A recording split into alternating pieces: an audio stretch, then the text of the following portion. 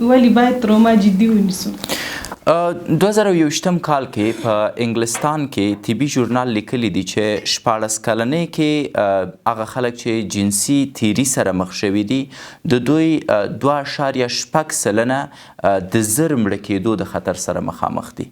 نو که چیرته تاسو تروما جدي ونه نیسئ یو د خطر زنګ خو دا ده چې کیدای شي تاسو زر خپل ژوند د لاسه ورکئ، ځکه 50 سلنه رواني او فیزیکی ناروغۍ د تروما له امله دي.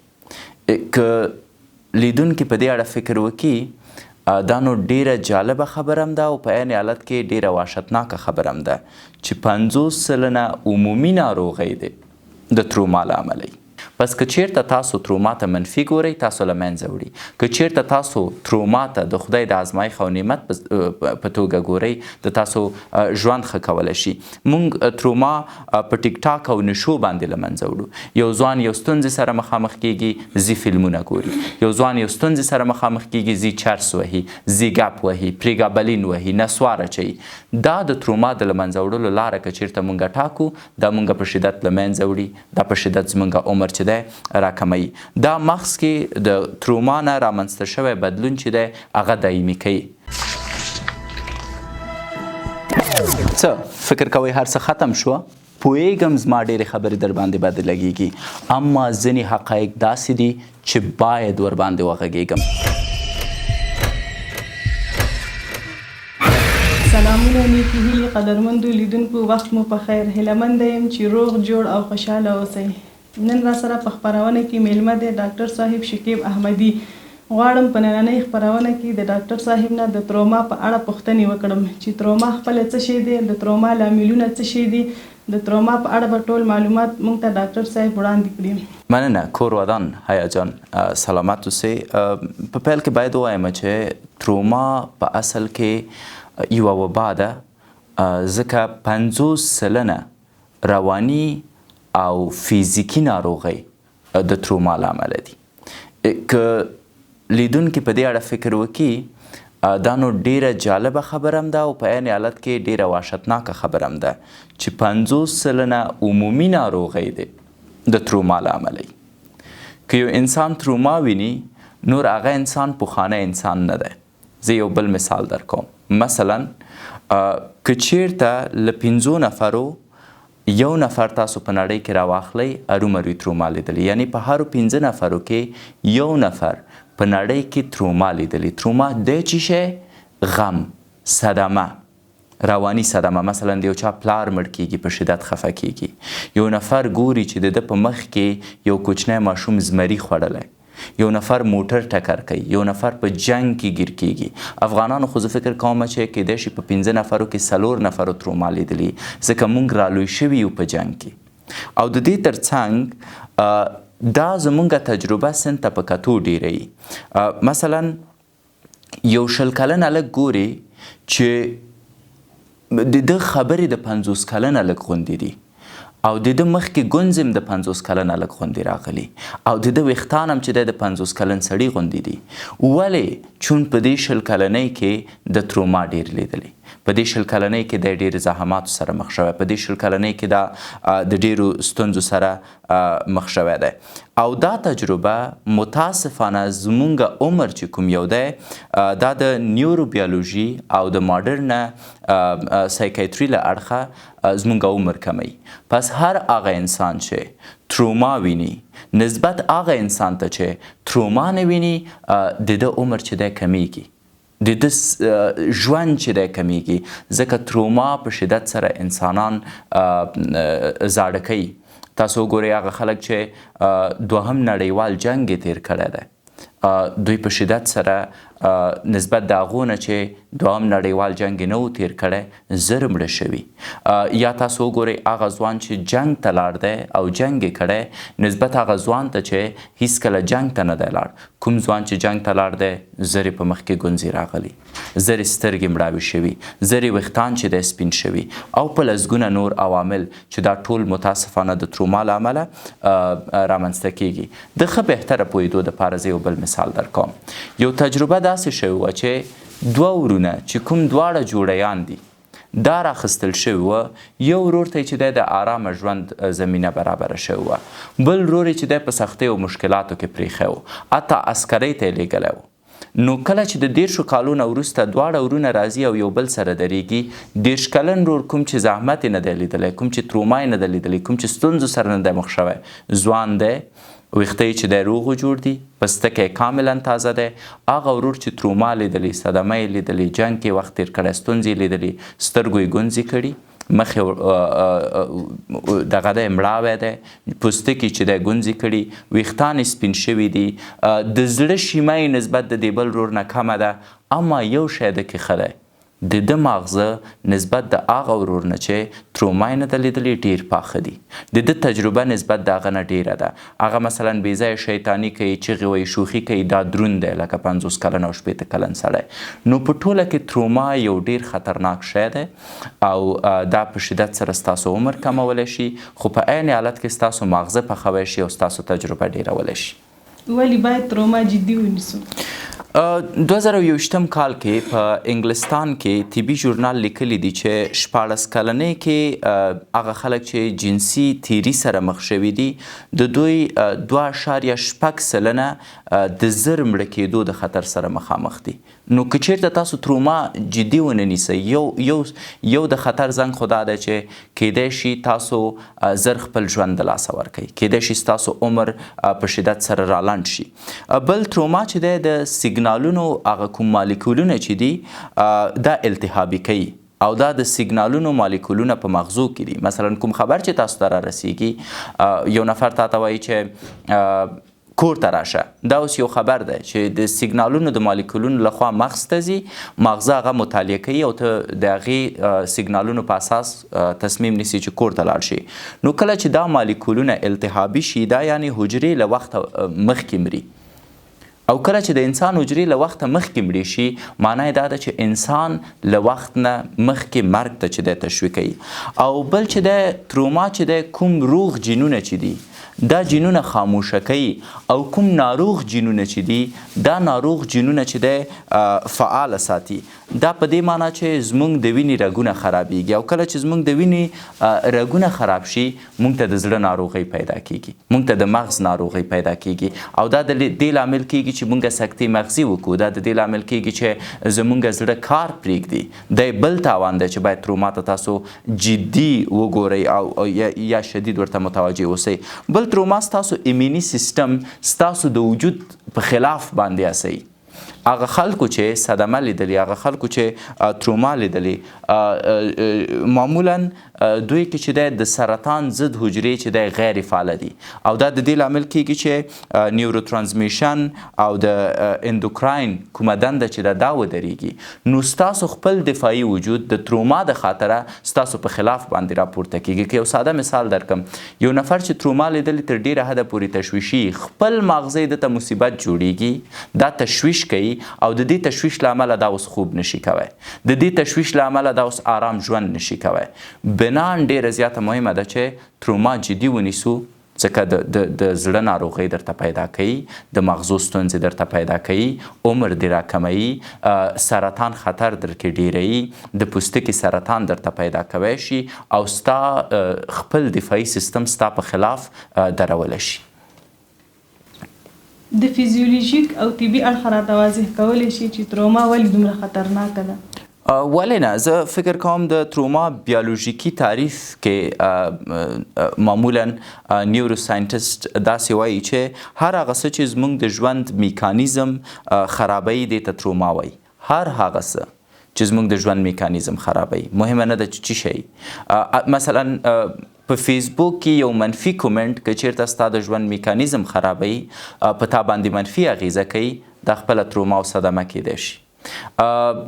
ته په سین کې لامبې او دغه لامبه په وخت کې ستا لاس چې دی د یوې تیږې سره لګیږي او دا لاس دی چې دی ستا د ژوند په میکانیزم کې ستونزه پیښوي چې نو اوس د لاس صدمه لیدلې پړسېدلی او ته نشي کوی عادي کار وکړې دې ته تروما ویلی شو.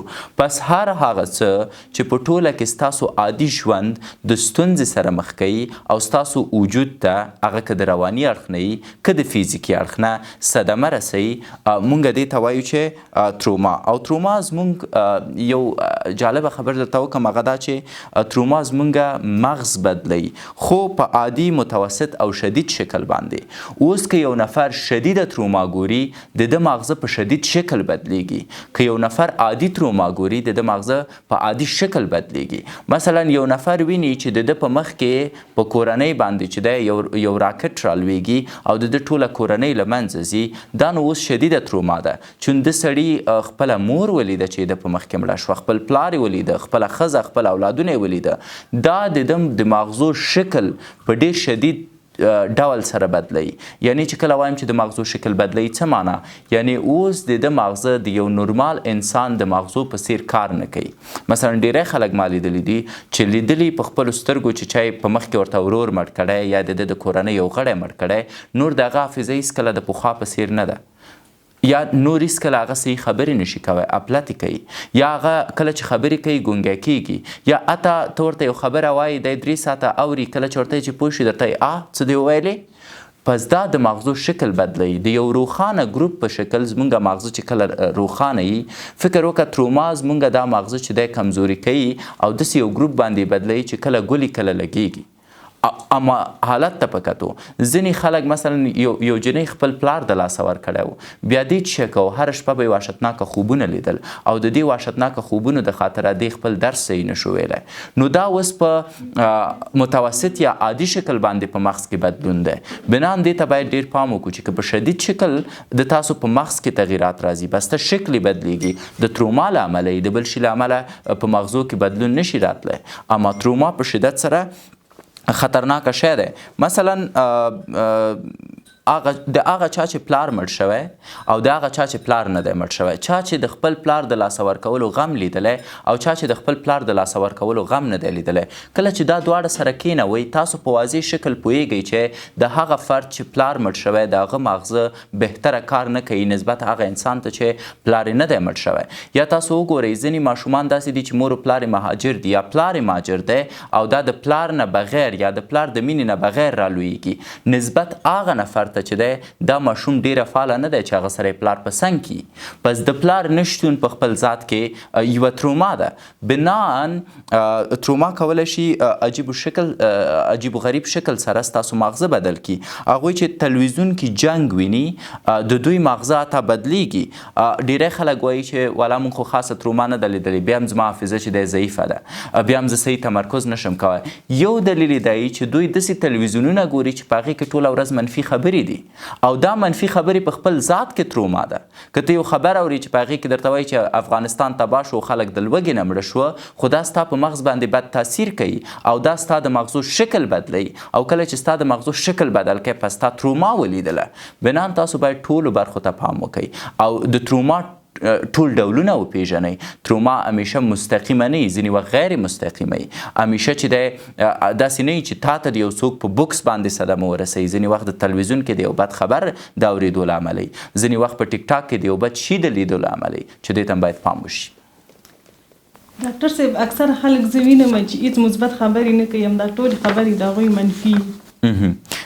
دا اوس ډیره جالبه خبره ده او کله چې ټولې منفي خبرې کیږي د تیښتې په ځای یو شي ته باید ستاسو پام وي چې د منفي خبرو سره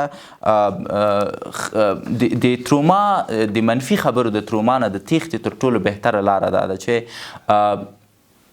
هر هغه انسان چې تاسو پوهیږئ چې منفي خبرې کوي په خپل ژوند کې د خپل زندګي نه وباسئ. ما همیشه دا مثال ورکړی، مثلا زه کور ته ځم، مورکۍ مې وایي چې نن یو نفر راغلی او شونډې یې وچې وې، بیچاره غریب سړی و، زه ورته وایم زه ډوډۍ نه خورم، زه جګېږم. مور مې دفتن وایي چې اوکې مونږ هېڅ منفي خبره نه کوو خو ته مونږ سره ډوډۍ وخوره. یا د دې منفي خلکو سره ناسته پرېږدئ که ناسته ورسره نشئ پرېښودی اصلاح یې کوئ که اصلاح کوی نشئ کوشش وکړئ خبرې واورئ اما د اګنورنس منیجمنټ نه استفاده وکړئ یعنې د دوی خبرې بابیزه وګڼئ چې تاسو ته باید سرزخ ونه لري. تروما خپل په څو ډوله ده او تاسې د تروما ډولونه څنګه بیانوئ؟ ما ته چې د تروما په اصل کې زه په 3 برخو باندې تروما ویشم. فیزیکي تروما ده، روحي تروما ده او مغزي تروما ده. فیزیکي تروما مثلا یو نفر په لاره کې روان دی یو څوک په موټر وهي دې ته فیزیکي تروما وایي. صحیح ده. مغزي تروما هغه وخت ده چې لکه یو نفر په یو چا باندې باور کوي هغه نفر یې باور له منځه وړي یا یو نفر خپل خپلوان له لاسه ورکوي، دا مغزي تروما شوه. روحي تروما هغه وخت ده چې ته نه فیزیکي تروما ویني نه مغزي تروما اما بیا د زړه آرامه نه ده، بیا هم چې دی خفه بیا هم د ژوند نه خوند نه اخلي، بیا هم وسواس لري، بیا هم تشویش لري او اساسي دلیل دا ده چې ته د خدای نه لرې شوی او کله چې ته د خدای نه لرې کېږي شیطان په شدت ستا په روح حمله کوي او ستا روح صدمه ویني. پس ځینې وختونه ته کولی شي فیزیکي او مغزي تروما د روحاني تروما په زور دوا کې. مثلا په فلسطین کې یو ماشوم دی مورې پلارې مشر رورې او مشره خورې اسرائیل ورته وژني او دا ټول حالت ګوري اما په سبا یې راجګېږي ځي کار ته او خلک ورته وایي چې ته څه شی کوې؟ وایي خو زه کار کوم. وایي مګم تا اندېښمن نه یا ستونزه نه لري؟ هغه وایي چې خدای پاک واخیستل. ولې زما وظیفه دا ده چې 2 نورو خویندو ته مې دغه راوړم، حلال رزق راوړم. بنان دا سړی ګوره روحاني تروما یې نه ده لیدلې. دغه ماشوم چې دی خپله روح پاکه ساتلې نو دا پاکه روح چې کومه د خپله ساتلې ده د دې لامل کېږي چې خپله فیزیکي او مغزي تروما په یو شکل باندې کور کړي. اما که تاسو روحاني تروما ولرئ ولو مغزي او فیزیکي تروما ونه لرئ تاسو لار ورک یاست. آیا د تروما نه د تېښتې کومه لاره شته او که نه؟ زه خو وایم چې د تېښتې په ځای باید تاسو دفاعي سیستم فعاله کړئ. دا ډیره زیاته مهمه ده چې د تروما نه د تښتېدلو په ځای د تروما سره مخامخ کېدل زده کړئ او خپل دفاعي سیستم فعاله وساتئ او تروما نه خوند اخیستل زده کړئ. لکه مخکې چې ما د فلسطین مثال تاسو ته وی که چیرته تاسو غم د غم په سترګه وګورئ بدلیږي په داسې یو شي چې ستاسو عمر هم درته کموي، ستاسو زړه هم در خرابوي او ستاسو مغز هم در خرابوي. خو که چیرته تاسو غم ته د خدای د نعمت په سترګه وګورئ چې دا زما د پخولو لامل کیږي، اوس برعکس تاسو خوشحاله هم ساتي، تاسو ته ډیر عمر هم درکوي، ستاسو زړه هم فعاله ساتي او ستاسو مغز هم فعاله ساتي. متاسفانه زموږ اکثریت افغانان تروما همیشه منفي ګڼي. مثلا د یو چا پلار مړ کیږي د دې په ځای ورته چې ووایي چې دا د خدای لاره ده، ستا پلار مړ شو خدای دې وبخي، د دې د خاطره مړ شو چې شاید اوس خدای پاک غواړي ته د خپل کور استازی اوسې، د پلار ماموریت دې ختم شو. ورته وایي بیچاره پلار مړ شو اوس به ډوډۍ څنګه لاسته راوړي، اوس به خور او مور څوک ساتي. پس که چیرته تاسو تروما ته منفي ګورئ تاسو له منځه وړي. که چیرته تاسو تروما ته د خدای د ازمایښت او نعمت په توګه ګورئ د تاسو ژوند ښه کولی شي. موږ تروما په ټیک ټاک او نشو باندې له منځه وړو. یو ځوان یو ستونزې سره مخامخ کیږي ځي فلمونه ګوري، یو ځوان یو ستونزې سره مخامخ کیږي ځي چرس وهي، ځي ګپ وهي، پریګابلین وهي، نسوار اچوي. دا د تروما د له منځه وړلو لاره که چیرته موږ ټاکو دا موږ په شدت له منځه وړي، دا په شدت زموږ عمر چې دی راکموي. دا مغز کې د تروما نه رامنځته شوی بدلون چې دی هغه دایمي کوي. اما که چیرته موږ په خدای توکل وکړو نو بیا برعکس اغیزې په موږ دي. او یوه بله خبره زه غواړم وکړم، امریکا کې هغوی چې فکر کوو چې مهاجر دي ژوند بد دی او روغتیا یې خرابه ده نو دوی دایما چې د ستونزو سره مخامخ وو. 100 مهاجرینو باندې یو څېړنه شوې، په دې 100 مهاجرینو کې 80 فکر کوو چې امریکا خو زموږ وطن نه دی، دلته خو موږ مهاجر راغلي یو، د موږ ژوند به څنګه جوړ شي. د دوی فکر منفي و د امریکا په اړه. جالبه دا وه چې په رښتیا هم د دوی اقتصاد خرابه و، په رښتیا هم د دوی روغتیا خرابه وه، په رښتیا هم دوی چې د ستونزو سره مخ وه. اما 40 نورو ویلې چې موږ امریکا ته به راغلي وو مهاجر اما اوس د امریکا غړي یو، امریکایان مجبوره دي موږ ته زموږ حق راکړي او موږ مجبوره یو چې په امریکا کې خپل ژوند جوړ کړو. د دوی اقتصاد هم ښه د دوی روغتیا هم ښه وه او د دوی ژوند هم راحته و. ولې؟ چون فکر ستا ډېر مهم دی. که ته وار له مخې بیله منې، که ته وار له مخې تروما بده ګڼې، که ته وار له مخې فکر کوي چې تروما ستا وجود له منځه وړلی شي، پرته د شکه چې تروما د هم عمر کمی، هم د وجود له منځه وړي، هم د مغز له منځه وړي، هم د روح له منځه وړي. اما که ته روحاني تروما نه ده لیدلې، مطلب شیطان ستا روح ته صدمه نه ده رسولې او ته په الله توکل کوي، پس دا تروما ستا د پخېدو اساسي لامل ګرځي. مننه ډاکټر صاحب له تاسو نه چې خپرونې ته راغلی. هیله کوم کور ودان.